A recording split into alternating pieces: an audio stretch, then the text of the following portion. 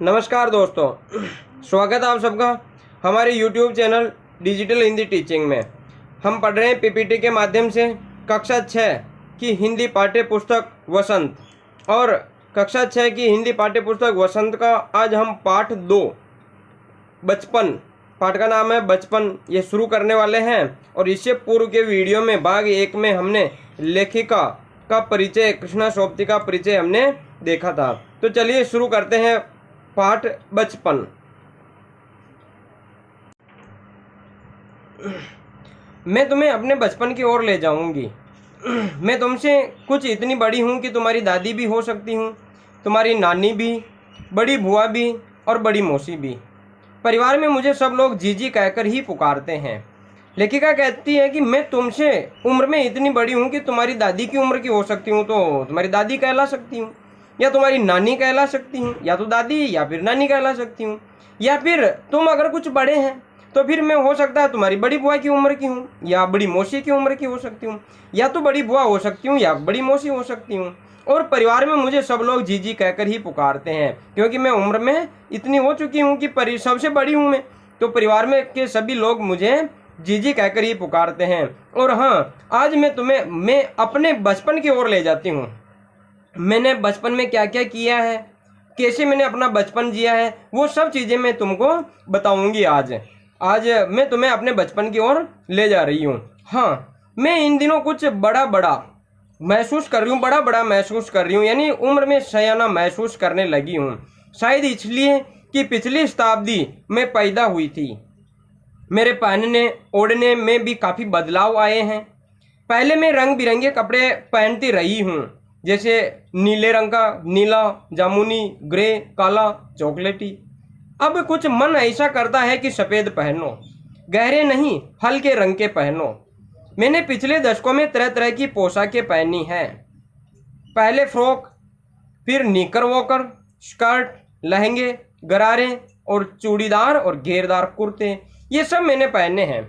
लेखिका कहती है कि हाँ, इन दिनों यानी वर्तमान दिनों में, लेखिका जन्म 1925 में हुआ ना, तो लेखिका अभी कहती है कि वर्तमान दिनों में जब ये इस पाठ को लिखती है, संस्मरण है ये, संस्मरण को लिखती है, तब कहती है कि हाँ, इन दिनों में मैं कुछ बड़ा महसूस करने लगी हूँ, यानी मैं बड़ी हो गई हूँ, काफ़ी बड़ी हूँ, उम्र दराज हूँ, बूढ़ी हो रही हूँ, तो ऐसा महसूस करने लगी हूँ, या सयाना महसूस करने लगी हूँ, वयस्क, प्रौढ़ या बड़ी उम्र का अनुभवी व्यक्ति। तो लेखिका कहती है कि अभी वर्तमान में मैं ऐसा महसूस करने लगी हूँ कि मैं काफ़ी अनुभवी महिला, बुजुर्ग महिला हो चुकी हूँ, ऐसा महसूस करने लगी हूँ। ऐसा महसूस क्यों कर रही हूँ? क्योंकि शायद इसलिए कि पिछली शताब्दी में पैदा हुई थी।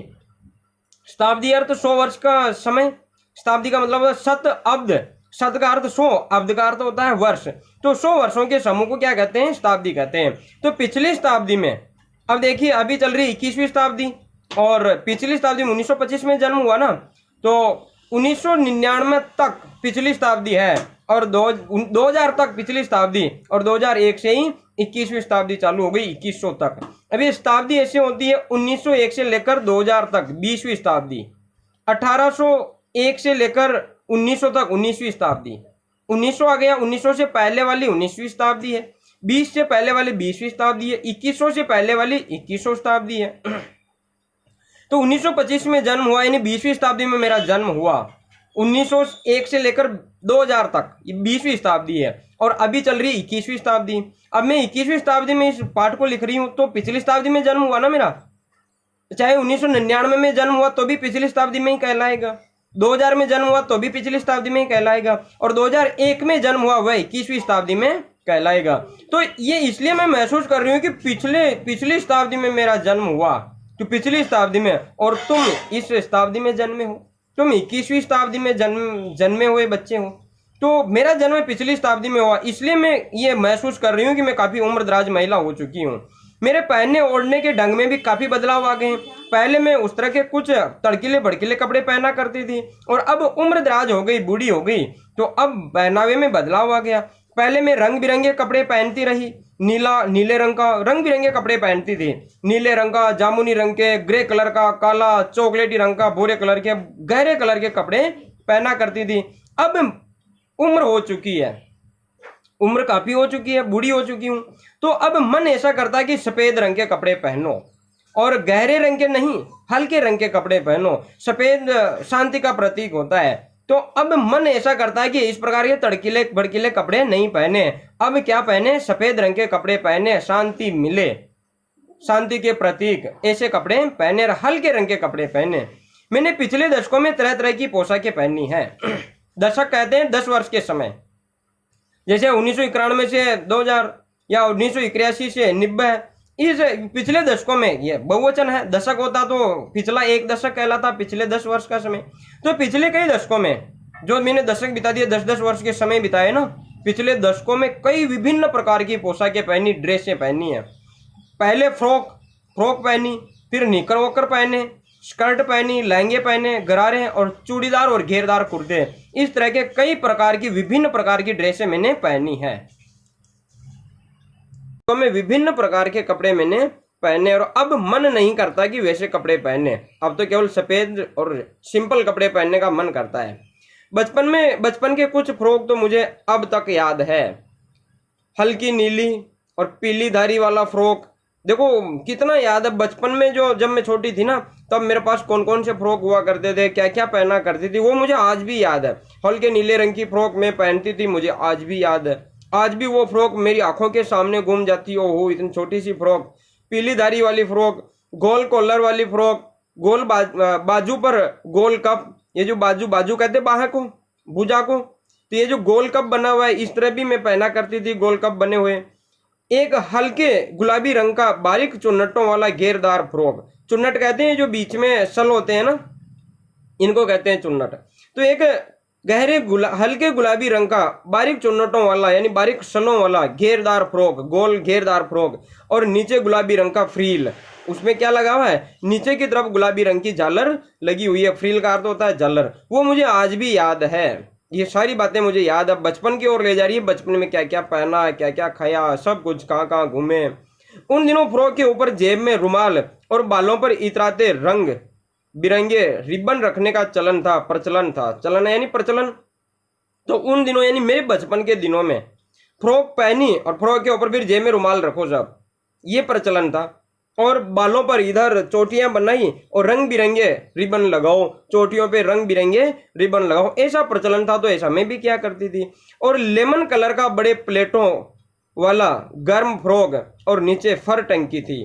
तो लेमन कलर का यानी नींबू कलर का, पीले कलर का, बिल्कुल पीला भी नहीं है, नींबू कलर का, बड़े प्लेटों वाला, बड़े सलों वाला, ये प्लेट होते हैं बड़े बड़े प्लेट, तो बड़े प्लेटों वाला गर्म फ्रॉक, सर्दी के लिए गर्म फ्रॉक, और जिसके नीचे फर टंकी, फर लटके हुए वो उस तरह की थी। 2 ट्यूनिक भी याद है, ये जो ट्यूनिक होता है ढीले वस्त्र, तो 2 ट्यूनिक भी मुझे याद है। एक ऐसा था चॉकलेटी रंग का, भूरे रंग का, और अंदर कोटी प्याजी पहनने की जो कोट होता है प्याजी कलर की, इस तरह का था। और दूसरा ग्रे और उसके साथ सफेद कोटी, दूसरा ग्रे कलर का था, और जो ग्रे कलर का ट्यूनिक था ढीला वस्त्र, उसके साथ में सफेद कोटी थी। मुझे अपने मोजे और स्टॉकिंग भी याद है। बचपन में हमें अपने मोजे खुद धोने पड़ते थे, वह नौकर या नौकरानी को नहीं दिए जा सकते थे, इसकी सख्त मनाही थी। मुझे अपने मोजे और स्टॉकिंग भी याद है, मुझे भी याद है कि किस प्रकार के मोजे पहना करती थी, और मोजे हम खुद धोया करते थे, ये भी मुझे याद है। स्टॉकिंग कहते हैं ये जो जांघों तक पहनती है लड़कियां, उस प्रकार का पायजामा की तरह होता है, तो वो भी मुझे याद है आज तक। लेकिन बचपन में हमें मोजे खुद ही धोने पड़ते थे भाई, हम छोटे थे लेकिन फिर भी अपने मोजे खुद धो, ऐसा हमारे घर में नियम था। अपने मोजे नौकर या नौकरानी को नहीं दिए जा सकते थे धोने के लिए, दूसरे कपड़े दे देते थे, लेकिन मोजे नहीं देना, मोजे खुद ही धोना, इसकी सख्त मनाही थी। मुझे नौकर नौकरानी को नहीं देना, इसकी सख्त मनाही थी। स्वयं को धोने पड़ते थे, कठोरता से मनाही थी, स्वयं को ही मोजे धोने पड़ते थे। ऐसा नियम हमारे घर में बना हुआ था कि मोजे नौकर नौकरानी से नहीं धुलवाने। हम बच्चे, लेखिका कह रही है हम जो बच्चे लोग थे उस समय की बात है, और हम बच्चे इतवार की सुबह इसी काम में लगते। कौन से काम में? रविवार को मोजे धोने के काम में। मुझे खुद को धोने पड़ते थे, इसलिए चलो अब कौन रोज धोए, संडे को धोएंगे। तो संडे के दिन हम मोजे धोने में लग जाते थे, और धो लेने के बाद मोजे धोने के लेने के बाद में अपने अपने जूते पॉलिश करके चमकाते। जब जूते कपड़े या ब्रश से रगड़ते हैं तो पॉलिश की चमक उभरने लगती। अब मोजे धो लिए, तो मोजे धोने के बाद में रविवार के दिन हम क्या करते थे, मोजे धोए और उसके बाद में अपने अपने जूते पॉलिश करते थे, या तो कपड़े से रगड़ते थे या फिर ब्रश से रगड़ते थे। और जितना रगड़ते थे धीरे धीरे उसकी चमक जूतों में क्या आने लगती थी, चमक आने लगती थी। सरवर मुझे आज भी बूट पॉलिश करना अच्छा लगता है। वैसे तो मुझे आज भी बूट पॉलिश करना अच्छा लगता है, पाता है, मैं करती हूँ, आज भी बूट पॉलिश करती हूँ, अपने बूट खुद पॉलिश करती हूँ। हालांकि अब नई नई किस्म के शू आ चुके हैं, नई नई किस्म के नई नई क्वालिटी के जूते आ चुके हैं। पहले जैसे जूते अब नहीं आते, अब तो बहुत बढ़िया बढ़िया जूते आने लगे हैं। कहना होगा कि पहले से कहीं ज्यादा आरामदेह है। अब के जो जूते आ रहे हैं उनके लिए तो कहना ही पड़ेगा, पहले के जूतों से ज्यादा अच्छे हैं, पहले के जूतों से ज्यादा आरामदेह, आराम देने वाले हैं। हमें जब नए जूते मिलते तो उसके साथ ही छालों का इलाज शुरू हो जाता। हमें जब नए जूते मिलते, नए जूते लेकर आते तो जूते पहने और सुबह से शाम में या एक दो दिन में तो पाँव में क्या हो जाते, छाले हो जाते थे। और छालों का इलाज नए जूतों के साथ ही हमें शुरू कर देना पड़ता था। जिस दिन जूते आए उसी दिन पैरों में छाले हो गए। तो नए जूते पहले क्या करते, काटते थे, पैरों में चुभते थे और छाले हो जाते थे। आजकल तो बड़े वेटलेस जूते आते हैं, हल्के जूते आते हैं, अब बड़े आरामदेह जूते आते हैं। ऐसे जूते पहले नहीं हुआ करते थे। जब कभी लंबी सैर पर निकलते तो अपने पास रुई जरूर रखते। जूता लगा तो रुई मोजे के अंदर। हाँ, हमारे तुम्हारे बचपन में तो बहुत फर्क हो चुका है। जब कभी लंबी सैर पर भ्रमण करने के लिए निकलते, घूमने के लिए निकलते जूते पहनकर, तो फिर भैया हमें रुई साथ में रखनी पड़ती थी। रुई जरूर साथ में रखते थे, क्योंकि नए जूते पहने हैं और कुछ लंबा घूमने के लिए जा रहे हैं तो जूता चुभेगा, जूता काटेगा, तो फिर क्या होगा, रुई जो रखी हुई है उस रुई को क्या करेंगे हम, जहां मोजा का वो जूता काट रहा है जहां पर, वहां पर मोजे के अंदर रखकर रुई लगा लेते थे ताकि जूता चुभे नहीं, जूते काटे नहीं। इस प्रकार से हमने बचपन में बहुत कुछ किया है, अलग अलग बातें हुई। लेकिन आज तुम्हारे बचपन में और हमारे बचपन में बहुत फर्क हो चुका है। हमने बचपन जिया किस प्रकार जिया और आज तुम्हारा बचपन किस प्रकार का है। तुम्हारा बचपन तो शायद डिजिटल बनता जा रहा है।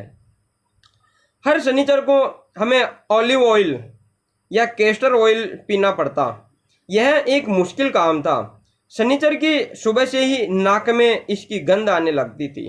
देखिए, हर शनिचर को यानी शनिवार को, हर शनिवार को ऑलिव ऑयल यानी जैतून का तेल पीना पड़ता, या फिर अरंडी का तेल पीना पड़ता था, कैस्टर ऑयल पीना पड़ता था।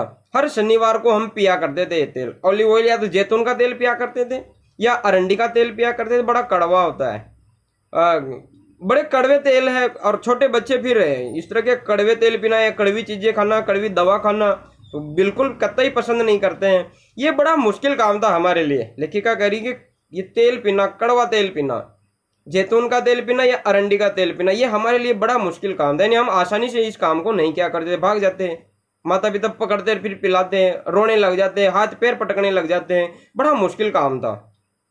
और शनिवार को सुबह से ही नाक में इसकी गंध घूमने लग जाती थी। ओ आज तो शनिवार है और तेल पिलाएंगे, नाक में वो गंध ऑटोमेटिक आने लग जाती है। वो कड़वा कड़वा तेल, बिल्कुल खराब तेल पीना पड़ेगा और पिलाएंगे, और उसकी गंध घूमने लग जाती, भागने लग जाते हैं इधर उधर, क्या अभी पिलाएंगे माता पिता।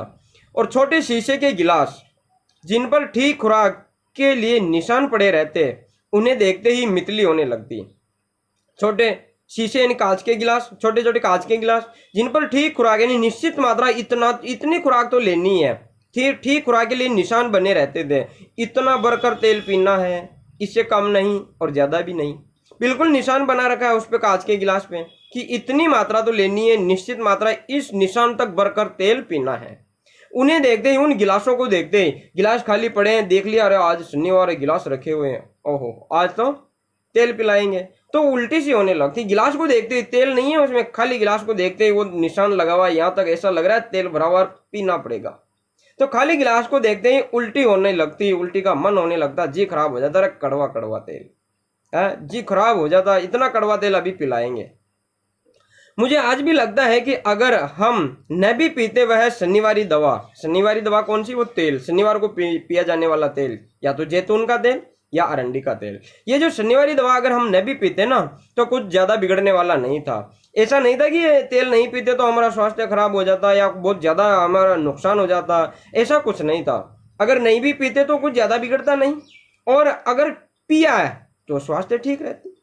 तेल पी लिया तो स्वास्थ्य ठीक रहता, आयुर्वेदिक है तो इसका कोई साइड इफेक्ट तो था नहीं, नुकसान कुछ था नहीं, पी लिया तो स्वास्थ्य ही ठीक है, तो स्वास्थ्य के लिए अच्छा ही है। तो चलिए आज अब समय है आज के प्रश्न का। तो आज के प्रश्न है लेखिका के जूते पॉलिश कौन क्या करते थे। और आज का दूसरा प्रश्न है शनिचर के दिन क्या क्या हुआ करता था। ये सब बातें आपको अपनी अभ्यास उत्तर पुस्तिका में लिखनी है। धन्यवाद।